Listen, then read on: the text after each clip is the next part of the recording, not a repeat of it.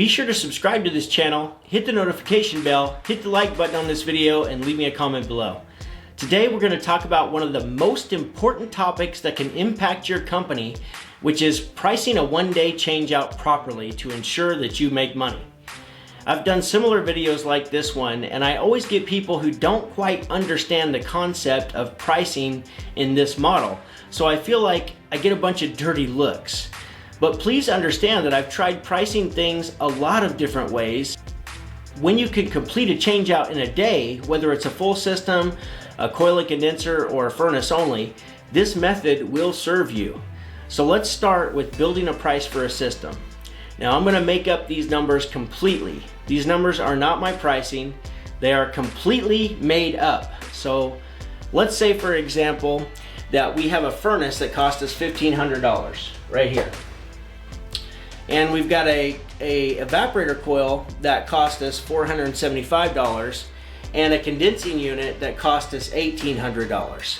So our total cost for all of our material here, or all of our equipment, is $37.75.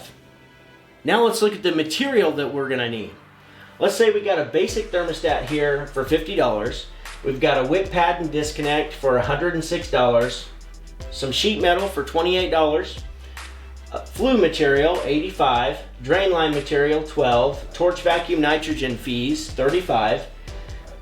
Filter rack, $60. Gas line material, $45. Miscellaneous, $100.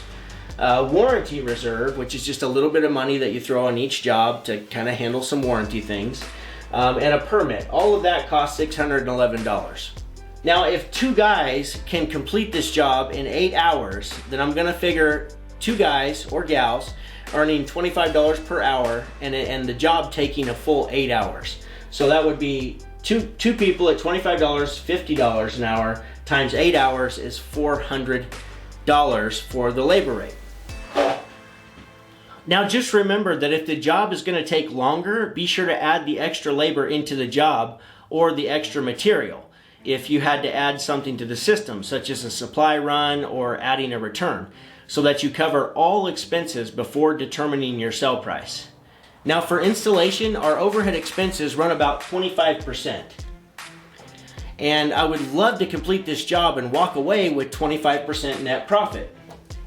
In the book, HVAC Spells Wealth by Ron Smith, he says we deserve 25% net profit. So I'm not gonna argue with Ron. So that's why we're putting in that 25% desired net profit right here. If I'm gonna pay a commission to the technician or the salesman to sell jobs for the company, then I need to add that in here so that after I pay that commission, the company can still walk away with 25% desired net profit. So for this example, I'm going to say that we're paying 3%, which is right here, commission to the person who sells this job. Next, I have to determine if I'm going to offer financing, because if I do, then I'm going to include the dealer fee, which we pay in order to be able to offer the financing. So the plan that we like to use costs us about 9%, so I added it right here. Now we add these percentages up and we get a 62% gross margin. To determine my sales price, I'm going to take 100 minus the 62, and that gives me a 38% divisor. And this method is called the divisor method. So now we're going to take our total cost for this job, which I added these up. I added up our labor, our material, and our equipment, and it came to $47.86.